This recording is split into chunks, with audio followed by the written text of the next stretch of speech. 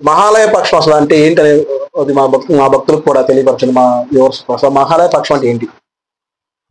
ఇప్పుడు విశేషంగా ప్రతి భాద్రపద మాసంలో భాద్రపద పూర్ణిమ తర్వాత రోజు నుంచి, అంటే భాద్రపద కృష్ణ పక్ష పాడ్యమి అంటే బహుళ పాడ్యమి నుంచి అమావాస్య వరకు ఉండే 15 రోజులు మహాలయ పక్షములు అంటారు.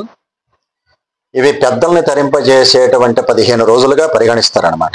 ఎవరైతే ఇంట్లో పితృదేవతల తల్లిదండ్రి చనిపోయినటువంటి వాళ్ళు ఎవరైతే ఉంటారో వాళ్ళకి విముక్తిని కలిగించేటువంటి సమయం అన్నమాట ఇది.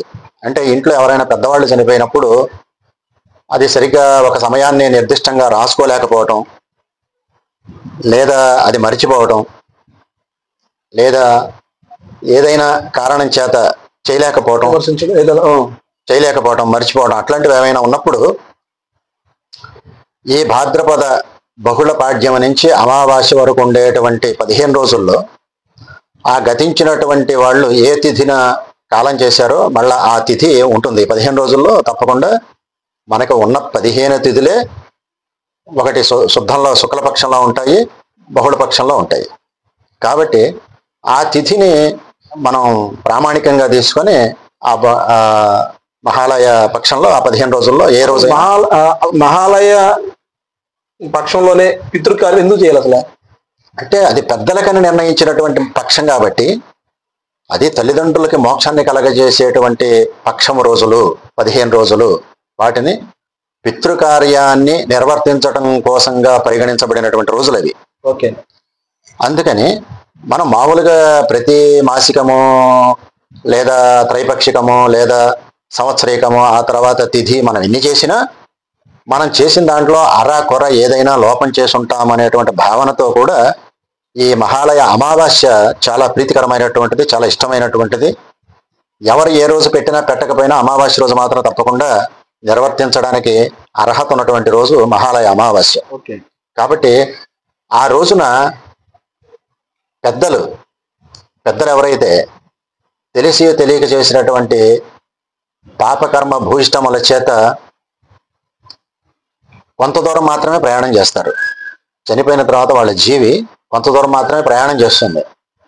కానీ ఇక్కడ కొడుకులు చేసేటువంటి పితృకార్యం ద్వారా, అంటే వాళ్ళు చేసేటువంటి తిల ప్రదానం కానివ్వండి, పిండ ప్రదానం కానివ్వండి, ఏదైనా సరే వాటి వల్ల ఆ జీవి ఆహారాన్ని స్వీకరించి క్రమేపీ తన మార్గాన్ని ఎంచుకొని వెళుతూ ప్రయాణం చేస్తుంది. ఇక్కడ ఎప్పుడైతే ఈ కొడుకులు ఈ కార్యాన్ని సక్రమంగా నిర్వర్తించకపోవడం వల్ల వాళ్ళటి కిందకి కాకుండా అటు పైకి కాకుండా త్రిశంకు స్వర్గంలో ఉంటారు. వాళ్ళ విముక్తి కోసం, వాళ్ళ విముక్తి కలగటం కోసమే ఈ మహాలయ పక్షములు అనేటువంటివి ఉన్నాయి. వాళ్ళు ఆ రోజున మన వాకిళ్ళ దగ్గరకు వస్తారు. గతించినటువంటి పెద్దలు వాకిళ్ళ దగ్గరకు వస్తారు. చేయలేకపోయారు, ఈనాడైనా కనీసం చేస్తారా, వారు ఇచ్చినటువంటిది కాస్త తీసుకుని వెళదామనేటువంటి ఇదిలో వస్తారు. ఆ వచ్చినప్పుడు మనం ఏమి నిర్వర్తించలేదనుకోండి, వాళ్ళు శోకిస్తారు. ఒకవేళ నిజంగా ఆ కార్యక్రమం చేసి పైకి వెళ్ళిపోయినా వీళ్ళు చేసుకోవచ్చు కదండి, ఇబ్బంది తప్పకుండా చేయాలి. ఆత్మ పైకి వెళ్ళిపోయిందండి, మధ్యస్థం లేదు, లేకపోయినా వీళ్ళు మనస్తృప్తి కోసం చేసుకుంటే మంచిదే కదా. అధికస్య అధికం ఫలం. ఎన్నిసార్లు చేసినా ఇప్పుడు తల్లిదండ్రులు మనకి, కానీ మధ్యస్థం ఉండిపోయి వాళ్ళు కంపల్సరీ చేస్తేనే వాళ్ళ విముక్తి కలిగింది. అవును కదా, మరి తప్పకుండా చేయాలి.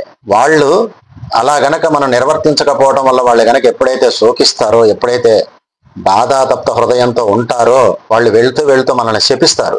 ఆ శాపం మనం తగలకూడదు, పిల్లలు తగలకూడదు. ఆ శాపం వల్ల ఇప్పుడు చాలా మందికి ఆడపిల్లలైనా మగపిల్లలైనా 30 ఏళ్ళు వచ్చిన వివాహాలు కాకపోవడం, అలాగే అనేక అనారోగ్య కారణాలు ఇంట్లో ఉండటం, సంపాదించిన సంపద అంతా కూడా ఎటుపోతుందో తెలియకపోవటం, కుట్టుమిట్టాడుతూ ఉంటారు.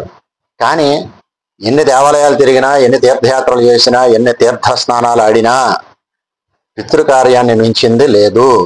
అది సక్రమంగా నిర్వర్తిస్తేనే, పితృలను తరింపజేస్తేనే ఆ పుణ్యం వల్ల అదే రోజు అన్నదాన కార్యక్రమం చేస్తారు. అసలు అన్నదాన కార్యక్రమం చేయడం వల్ల అసలు ఉపయోగం ఏంటి అంటే, పితృదేవతలకి పిండ ప్రదానం అంటారు. పిండము, ఆ పిండాన్ని కాకులకు పెడతారు. వాయుసం అంటే కాకి. పితృదేవతలు గతించినటువంటి వాళ్ళు కాకి రూపంలో వస్తారు. అందుకే ఎక్కడైనా వాళ్ళకి ప్రసాదం పెట్టినప్పుడు కూడా నదీ తీర ప్రాంతాల్లో కానివ్వండి, ఇంటిపైన డాబా మీద పెట్టినప్పుడు కానివ్వండి, కాకులు వస్తాయేమోనని ఎదురు చూస్తూ ఉంటారు. వాళ్ళు కూడా కా కా కా అని పిలుస్తుంటారు కాకిలాగా. అవును. అంటే ఆ శబ్దం వినడంతో తోటి కాకులు వచ్చి ఆ ప్రసాదాన్ని త్వరగా ఆ కాకి తీసుకోవడం చూస్తేనే మనం యువతలకు రావాలి. ఓకే. మనం ఇక్కడ ఉంటే కాకులు రావరా పదండి అవతలకు అంటారు. కాదండి, కాకి ముట్టుకున్న తర్వాత ఆ ప్రసాదాన్ని మనం కూడా దర్శించి నమస్కారం చేసుకుంటేనే మనకు కూడా కైవల్యం. కాబట్టి అంత అంతరార్థం ఉంటుంది దాంట్లో. ఈ ఈ ఈ అన్నదానం అడిగారు చూసారా, ఈ పిండ ప్రదానాలు ఈ మహాలయ పక్షాలు చేయలేని వాళ్ళు ఎవరైతే ఉంటారో పెద్దల యందు శ్రద్ధ భక్తిని చాటుకోవటం కోసం చేసేదే అన్నదానమైనా, వస్త్రదానమైనా, స్వయంపాక దానమైనా, దక్షిణాదానమైనా ఏదైనా కూడా. వాళ్ళ పేరు చెప్పి ఏదైనా ఒక దేవాలయంలో గోత్రనామాలకు డబ్బులు కట్టి, ప్రసాదానికి డబ్బులు కట్టి, చక్కగా వాళ్ళ పేరు మీద అర్చనాది కార్యక్రమాలు చేయించి ఆ తయారు చేయించిన ప్రసాదం 10 మందికి వితరణ చేస్తే పెద్దలకి మోక్షం కలుగుతుంది. లేదా అన్నార్థులు ఎవరైనా 10 మంది ఉంటే వాళ్ళకి చక్కగా అన్నదానం చేస్తే మోక్షం కలుగుతుంది.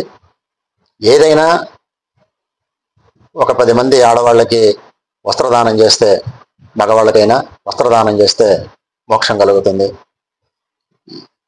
ఇదన్నీ కూడా మహాలయ పక్షాల్లో చేస్తేనే కైవల్యం కలుగుతుంది ఎవరికైనా కూడా. అలాగే పూర్వీకులు స్వర్గస్థులైన ఇది రోజున శ్రాద్ధ కర్మలు అదే ఆ మిగతా రోజుల్లో చేయలేదు కాబట్టి ఈ మహాలయ పక్షాల్లో తప్పకుండా నిర్వర్తించాలి. ఆ శ్రాద్ధ కర్మ శ్రద్ధతో చేసే కర్మే శ్రాద్ధ కర్మ అంటారు దాన్ని.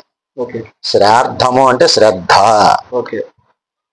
అది కాబట్టి అంటే వాళ్ళని ఆ జీవి పైకి వెళ్ళటం కోసమే చేసేది. మనం అతిథి రోజునే చేయాలి.